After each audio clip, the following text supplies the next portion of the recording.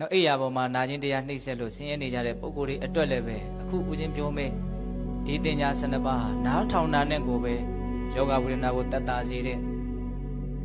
စိတ်ထဲမှာကောင်းမှုကိုဖြစ်ထွန်းစေတဲ့စကားတွေဖြစ်မယ်ပေါ့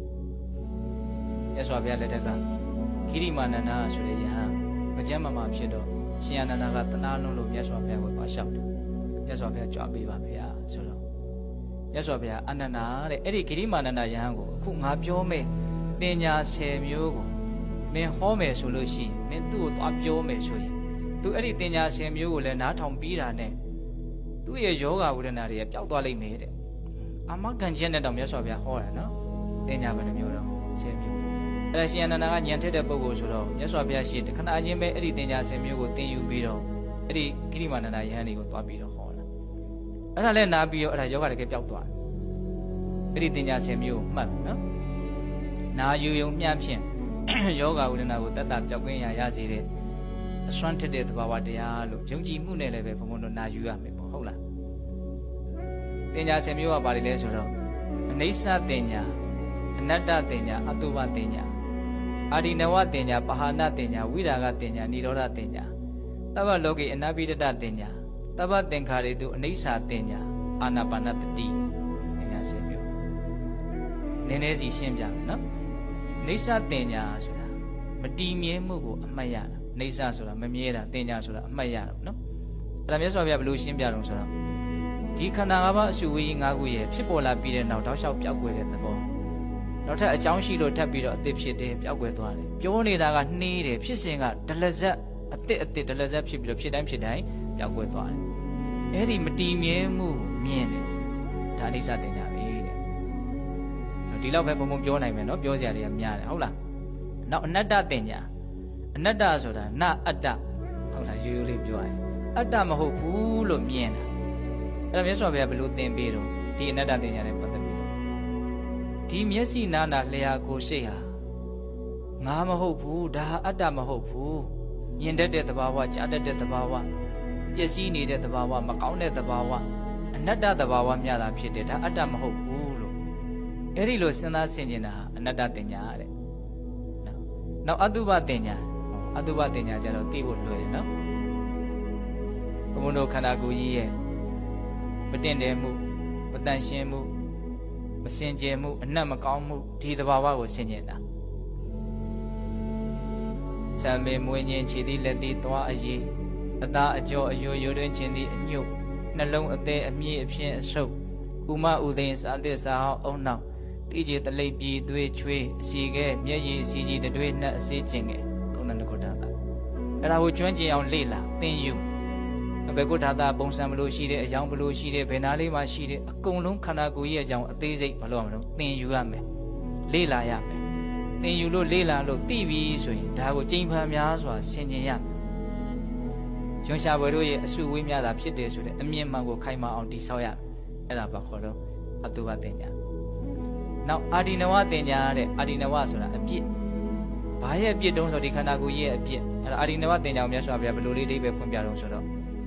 လူရင်းပြောရင်ခန္ဓာကိုယ်ဟာအနာတုံးကြီးပဲလို့ဆင်ခြင်တာအနာယောဂတုံးကြီးလို့ဆင်ခြင်တာမျက်စိကြည့်လိုက်ရင်လည်းမျက်စိကနာမယ်နားကြည့်ရင်လည်းနားကနာမယ်မနာနိုင်တဲ့အစိတ်အပိုင်းဟာ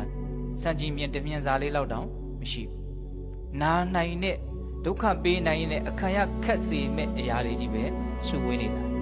အဲ့ဒီလိုစဉ်းစားသင်နေတာဘာခေါ်တော့အာဒီနဝတင်ညာ၄ခုရှိပြီနော်နောက်၅ခုမြောက်ပါဟာနတင်ညာဆိုတာဘာပြောတာတော့ပါဟာနဆိုတာပေရှားတာပေရှားခြင်းကိုအမှတ်ရတာဘာကိုအမှတ်ရဘာကိုပေတာကိုအမှတ်ရမှာတော့ကာမဝိတ္တဗျာပါဒဝိတ္တဝိဟိတဝိတ္တလို့ဆိုတဲ့အတွေးစိုးတွေရုပ်ညက်တဲ့အကုသိုလ်တရားတွေဒါတွေဟာဆိုးရတဲ့အကျိုးဆက်ရှိတယ်ဒုက္ခကိုပဲဖြစ်စေတဲ့အကျိုးမဲ့စေတဲ့တရားတွေဖြစ်တယ်ဆိုတဲ့နားလည်မှုနဲ့အဲ့ဒါတွေဖြစ်လာရင်လက်သက်မခံမဲနဲ့ပယ်ရှားဖို့ကြိုးစားတာကိုပါဟာနတင်ညာလို့ခေါ်တယ်ကာမနဲ့ပတ်သက်ပြီးတော့တွေးတာမကျေနပ်မှုနဲ့ပတ်သက်ပြီးတော့တွေးတာညှင်းဆဲလူမှုနဲ့ပတ်သက်ပြီးတော့တွေးတာဒါကိုဘာခေါ်တော့ကာမဗျာပါဒဝိဟိတဝိတ္တဆို၃မျိုးနော်ပြီးတော့အကုသိုလ်တရားအဲ့လိုယုံညံ့တာတွေကိုယ်စိတ်ထဲမှာမရှိစေရဘူးဖြစ်လာရင်တော့ရှောက်ပယ်ရှားမယ်ဆိုတဲ့အမှတ်ရမှုကြိုးစားအထုတ်မှုကိုဒါပါဟာနတင်ညာဒါယောဂပြောင်းနိုင်တယ်လို့ပြောတယ်နော်ဒီချာစင်တာဟုတ်လားဒါဘုံဘုံတို့6ခုမြောက်နဲ့9ခုမြောက်တင်ညာ နှစ်ခုကိုပေါင်းပြီးတော့ပြောမယ်အဲ့ဒါကဝိရာဂတင်ညာနဲ့និရောဓတင်ညာအဲ့ဒါကဘာတုံးဆိုတော့နိဗ္ဗာန်ဟာမွန်မြတ်တယ်ချမ်းသာတယ်အဲ့ဒါလိုနိဗ္ဗာန်ရဲ့မွန်မြတ်ပုံချမ်းသာပုံကိုစဉ်းစားဆင်ခြင်နဲ့တင်ညာတယ်ပုထုဇဉ်တရားအနေနဲ့နိဗ္ဗာန်မှာမရသေးဘဲနဲ့ဘယ်လိုလုပ်ပြီးတော့နိဗ္ဗာန်ကိုချမ်းသာတယ်လို့စဉ်းစားဆင်ခြင်နိုင်မလို့စဉ်းစားကြည့်နော်မရသေးတော့လည်းပဲဒါရှားပြီးသားပုံကိုယ်တွေပြောထားတဲ့စကားကိုမှီပြီးတော့ဘုန်းဘုန်းတို့တွေယုံကြည်မှုနဲ့ဒါကိုစဉ်းစားမယ်ဆိုရင်ဒါဟာမြင့်မြတ်တဲ့ဉာဏ်ဖြစ်တယ်မြင့်မြတ်တဲ့အမှတ်အသားဖြစ်တယ်ပေါ့နော်ဒီဟာလည်းပဲဒါကောင်းမှုကြီးတစ်ခုလို့နားလည်ရဧတံတန္တဧတံပဏိတံယတိတံတပ္ပသင်္ခါရသမထောတပ္ပုပတိပဋိနိတ္တကောတဏ္ဍခယောဝိဒါကောဏိရောဓနိဗ္ဗာန်ဒါဆင်ញင်ပုံလေးမြတ်စွာဘုရားပြောပြတာဒါပါဠိလေးပါဘုံဘုံရွတ်ပြတယ်နော်ဧတံတန္တဧတံပဏိတံဒါလေးကငြိမ့်သက်လိုက်တာဒါလေးကမွန်မြတ်လိုက်တာဒါလေးဆိုတာဘာပြောတာတော့ယတိတံတပ္ပသင်္ခါရသမထောတပ္ပုပတိပဋိနိတ္တကောတဏ္ဍခယောဝိဒါကောဏိရောဓနိဗ္ဗာန်သင်္ခါရတရားတွေရဲ့ငြိမ်းရာကိလေသာတရားတွေရဲ့ချုပ်ရာနိဗ္ဗာန်ကိုပြောတာကိလေသာကုန်ရာဒုက္ခချုပ်ရာနိဗ္ဗာန်တရားအဲ့ဒီနိဗ္ဗာန်ဆိုတဲ့တရားဟာမွန်မြတ်တယ်ငြိမ်သက်တယ်ဆန့်ကျင်ဘက်အပြင်သင်္ခါရတရားဟာမမွန်မြတ်ဘူးမငြိမ်သက်ဘူးကြမ်းတမ်းတယ်ဆင်းရဲတယ်လို့ပြောရလဲရောက်တယ်ဟုတ်လားအဲ့တော့လူရင်းဘုံဘုံပြောရနော်ဘဝခန္ဓာဆင်းရဲတယ်ဘဝခန္ဓာကလွတ်မြောက်အောင်နိဗ္ဗာန်ချမ်းသာတယ်လို့မရသေးတော့လည်းပဲဒီလိုမျိုးဘုံဘုံတို့မှန်ကန်တဲ့အတိမှန်ကန်တဲ့ပရိယတိအမြင်ကိုအခြေခံပြီးတော့စဉ်းစားဆင်ခြင်မယ်ဆိုရင်ဒါပါတော့ဝိရာဂတင်ညာនិရောဓတင်ညာသူလည်းယောဂပြောက်စီတဲ့အမတ်တင်ညာတွေပဲနော်နောက်ပြီးတော့တပ္ပလောကိအနာပိတ္တတင်ညာတပ္ပလောကိအနာပိတ္တတင်ညာဆိုတော့ဘာပြောရတော့ဒီခန္ဓာ၅ပါးရဲ့ပုံမှာဒါဟာငါပဲငါဥစ္စာပဲဆိုတော့ဥပါဒံတရားနဲ့ဘုံဘုံတို့စွဲနေတာတွေရှိအဲ့ဒီဥပါဒံနဲ့စွဲနေတဲ့အစွဲတွေကိုပယ်ဖြောက်ပြီးတော့နေတာကိုတပ္ပလောကိအနာပိတ္တတင်ညာလို့ခေါ်တယ်တဲ့အလုံးစုံသောလောကဟာပြောမှုဝေရမရှိဘူးလို့မြင်လိုက်တာပေါ့ဘယ်လိုနည်းနဲ့မြင်တာတော့ဒါဟာငါပဲဒါဟာငါဥစ္စာပဲဆိုတဲ့မှားယွင်းတဲ့ဆွဲလန်းမှတ်ထင်မှုတွေကိုဖဲဖြောက်ပြီးတော့နေတာအဲ့ဒါတပ္ပလောကိနာပိတ္တတင်ညာနောက်တပ္ပသင်္ခါရီသူအနိစ္စတင်ညာတဲ့ကိုကူမြောက်ကတပ္ပသင်္ခါရီသူအနိစ္စအလုံးစုံသောသင်္ခါရတရားတွေကိုအလိုမရှိဘူးဆိုတဲ့အမှတ်တင်ညာသူကတော့တော်တော်မြင့်သွားတယ်သူကဒီရုပ်တည်နေနေဖြစ်နေရတာကိုပဲစိတ်ထဲမှာဆက်ဆုပ်တယ်ယွန်းရှာတယ်ရှက်တယ်ဆိုတဲ့အမြင်တဲ့ဒါဘုရားကိုယ်တိုင်ရှင်းပြတာဘုံဘုံတို့ကရုပ်တည်နေနေရဲ့အကြောင်းကိုမကောင်းမှမသိတဲ့အခါကျတော့ရုပ်တည်နေနေရဲ့ပုံမှာအမျိုးမျိုးအထင်မှားပြီးတော့ဆွဲလန်းနေတာမမောနေတာတွေ့တာနေတာဒီမှားယွင်းမှုအပြည့်နဲ့နေနေတာနော်အဲ့ဒါကိုခြေဖြစ်နိုင်မှုအတွက်ဒီဟာတွေကကောင်းတဲ့အရာတွေမဟုတ်ဘူးဒါတွေဖြစ်လာတာမကောင်းဘူးဒါတွေဖြစ်လာရှက်เสียဆက်ဆုပ်เสียဒီလိုမျိုးစဉ်းစားဆင်ခြင်တာတပ္ပလောကေတပ္ပသင်္ခါရီသူအနိစ္စတင်ညာလို့ပြောတယ်။နောက်10ခုမြောက်ကပါတော့အာနာပါနတတိဟုတ်လားအာနာပါနတတိကြတော့ရှင်းပြစရာမလိုပါဘူး။ဝင်လေထွက်လေကိုသိနေတာ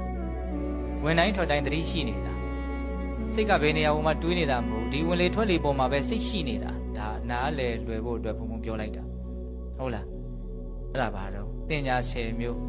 အဲ့တော့တကယ်ပဲဂိရိမာနန္ဒယံဟာနာယူပြီးတော့ပျောက်သွားတယ်လို့မှတ်တမ်းတင်ထားတယ်တော့ယောဂဖြစ်နေတဲ့အချိန်မှာဒီတင်ညာဆင်မျိုးခုဘုံဘုံပြောတာလေးကိုနားထောင်နေရင်းနဲ့ဒါအထုတ်ပြီးသားဖြစ်သွားမယ်နော်အထိုင်လျောက်ဟုတ်တယ်မဟုတ်လားနောက်ပြီးတော့ဘုံဘုံတို့တင်ညာက12မျိုးထိမှတ်သားရမယ်နောက်ထပ်ခိလန္ဒသုတ်တန်တစ်ခုရှိသေးတယ်အဲ့ဒါကအကျမ်းမာတဲ့ယဟန်တစ်ပါးမြတ်စွာဘုရားတည်တော်မူလို့လူမမာသွားမေးတဲ့အနေနဲ့ကြွားသွားတာ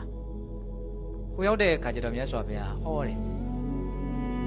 အခုငါပြောမဲ့ဒီတရား5မျိုးကိုမကျမ်းမာတဲ့ပုဂ္ဂိုလ်တွေဟာစိတ်ထဲမှာမစွန့်လွတ်ဘူးဆိုရင်ကျမ်းမာရေးမကောင်းတဲ့ပုဂ္ဂိုလ်ကဒီ5မျိုးကိုအမြဲတမ်းနှလုံးသွင်းနေမယ်ဆိုရင်လို့ဆိုလိုတာဒီ5မျိုးကိုသူတို့မစွန့်လွတ်ဘူးဆိုရင်သူတို့ဟာယဟန္တာဖြစ်လိမ့်မယ်တဲ့အဲ့တိန်ကိုဟောတာအဲ့ဒီတုတ်တန်ကြတရားပဲနှမျိုးတော့5မျိုးအဲ့ဒီတရား5မျိုးကဘာတုံးဆိုတော့နံပါတ်1အတုပတင်ညာခုနကတော့ပြောတာလည်းပါသွားပြီနောက်နံပါတ်2အာဟာရိပရိကူလတင်ညာကိုစားတော့နေတဲ့အာဟာရရဲ့ရွန်ရှာဆက်ဆုပ်ဖွယ်ကိုအမှတ်ရတာဒါမပါသေးဘူးသောတော်တင်ညာထဲမှာ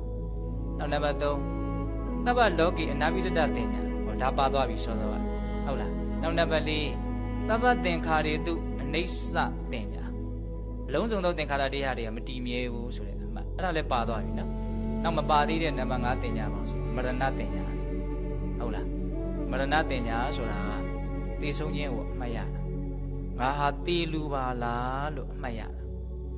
တော့တင်ညာ12ပါးပြည့်စုံဖို့ဆိုရင်သောသောကတင်ညာ10ပါးထဲမှာဘာပေါင်းထည့်ရမှာတော့အာဟာရိပရိကူလတင်ညာနဲ့မရဏတင်ညာပေါင်းထည့်ရမှာ